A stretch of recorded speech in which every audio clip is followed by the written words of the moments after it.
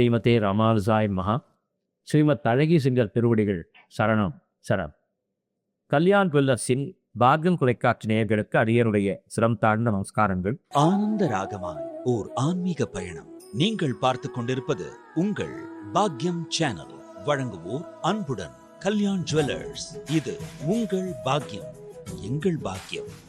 108 திவதேசங்களை சேவித்து வரக்கூடிய நமக்கு இந்த நாளில் திருக்கோவிலூர் என்று சொல்லக்கூடிய அற்புதமான திவதேசத்தை பற்றி காணக்கூடிய பாக்கியம் கிட்டியிருக்கிறது. இந்த எம்பெருமான் வையம் அளந்தவனாக சேவை சாதிக்கிறான்.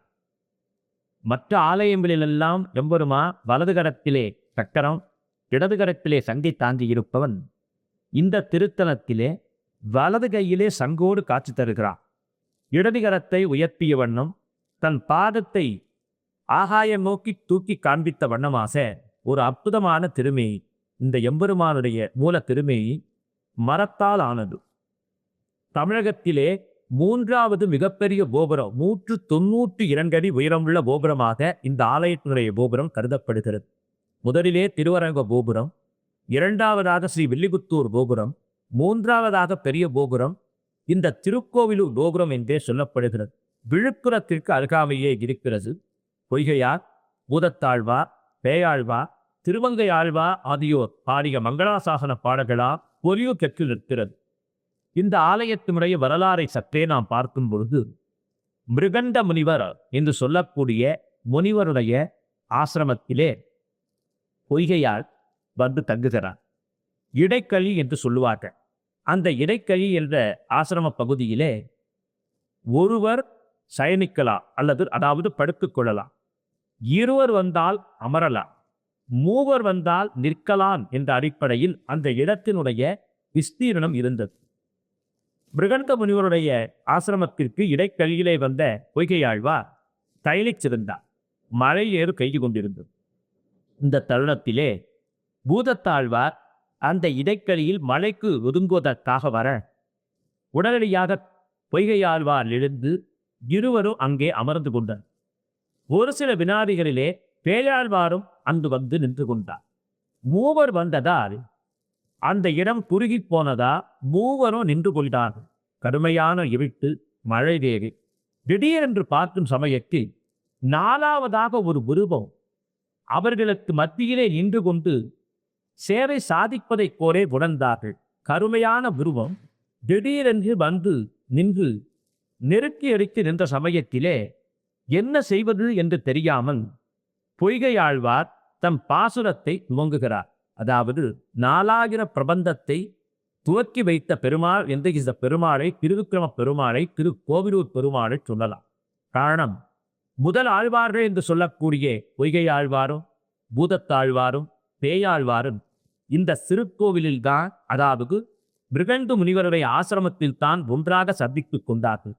அங்குதான் நடுகிலே நடு நாயகமாக பெருமாள் காட்சி தர, அன்பே தகலியா என்று ஒரு ஆழ்வார் கூற, வையம் தகலியா என்று மற்றொரு ஆழ்வார் சொல்ல, இவர்கள் பாடிய அந்த பதத்திற்கேற்ப பெருமாள் ஜோதி சுரூபனாக காட்சி தர, மகாலட்சுமியை இளையத்தையே தாண்டி இருந்தபடியா அந்த கருமை மறைந்து பொன்னிறமாக பெருமாள் காட்சி தந்தவுடன் திருக்கண்டே பொன்மேலி கண்டே என்று பேயாழ்வார் அற்புதமாக பாடத் தோன்றுகிறார்.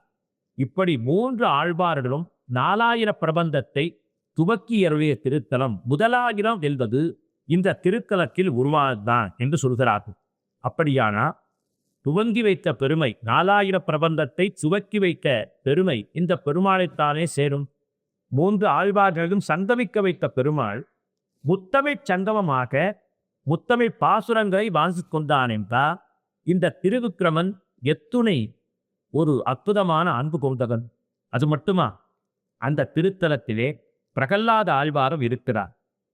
அந்த பிரகல்லாத ஆழ்வார் சிறப்பாக எம்பெருமானை சேவித்து அவன் அருள் பெற்றவராக விளங்குகிறார். மத்த சமூகத்தைச் சேர்ந்த உத்தராதி மடமும் அங்கே காணப்படுகிறது. மத்த சமய ஆச்சாரியர்களும் அங்கே வருகை கண்டு பெருமாளை சேவிப்பது வழக்கம். திருவிக்கிரம நாராயணனாகவே அங்கே சேவிக்கிறார் எம்பெருமான். இந்த தலத்திலே மற்றொரு மகாஸ்மியம் சொல்லப்படுகிறது.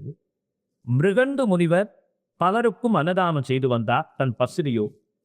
இவர் அன்னதானம் செய்யக்கூடிய அழகை காண்பதற்காக பெருமாள் ஒரு முதிய வேடம் எடுத்து வந்து தனக்கு பசிப்பதாக சொன்னவுடன் ஓரோடி சென்று இல்லத்திலே பார்த்தா அன்னம் இல்லை, எல்லோரும் சாப்பிட்டிருந்தார்கள்.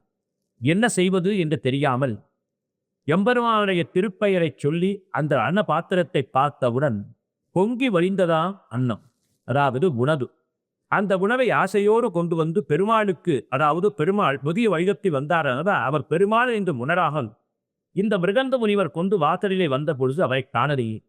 அந்த முதியவருக்கு பதிலாக திரு விக்ரம பெருமாள் காட்சி தர அவரை கண்டு சேவித்த இந்த மிருகண்டு முனிவர் தனக்கு தேவரீர் வாமன மூர்த்தியாக சேவை தர வேண்டும் என்றார்.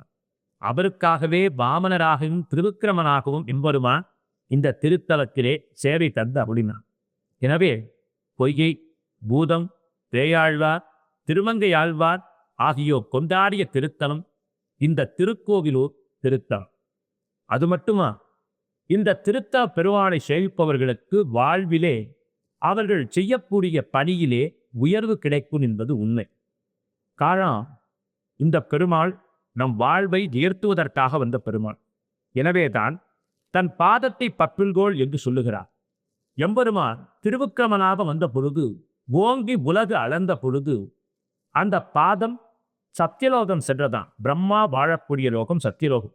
அந்த லோகத்திற்கு சென்ற பொழுது நாமுக கடவுள் தன் கமண்டலத்தில் இருந்த நீரை அபிஷேகமாக சேர்க்க, அந்த அபிஷேக நீர் கங்கையாக பிரபாதமாக வர சிவபுரான் தன் முதியிலே தாங்கிக் கொண்டார்.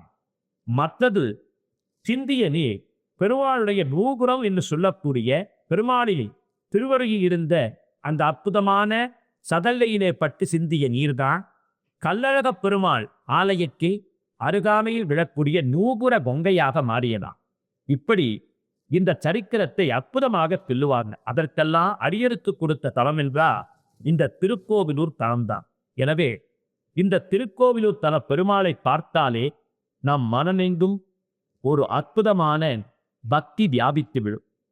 இந்த தலத்திற்கு வந்தவர்கள் உலகத்தையே சிறப்பாக கடலாக்கி, உலகிலுள்ள நீரையெல்லாம் நெய்யாக்கி, தங்கள் இதயத்தில் இருந்த பக்தியை நெருப்பாக மாற்றி தீபம் ஏற்றினார்கள். ஆனால் நாம் என்ன செய்ய வேண்டும்? இந்த திருத்தலத்திலே தீபம் ஏற்றி வழிபட வேண்டும். தீபம் ஏற்றினால் நமது பாவம் அகலும். அந்த பாவம் அகன்றால் புண்ணிய வழி கிட்டும். அந்த புண்ணிய வழியில் சென்றால் புருஷோத்தமனை அடையலாம் என்பதற்கு ஒரு சான்றான ஊராக, திவ்ய திருத்தலமாக இந்த திவ்யதேசம் திகழ்கிறது. எனவே திருக்கோவிலூர் திவ்யதேசம் சென்று இந்த திருவிக்கிரம பெருமாளை சேவித்து அற்புதமான நலமும் வளமும் பெற வேண்டும் என்று அந்த பரந்தாமனின் திருவடியை பிரார்த்தனை செய்வோம்.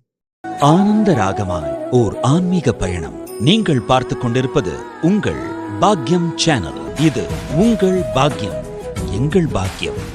வழங்குவோர் அன்புடன் கல்யாண் ஜுவல்லர்ஸ்.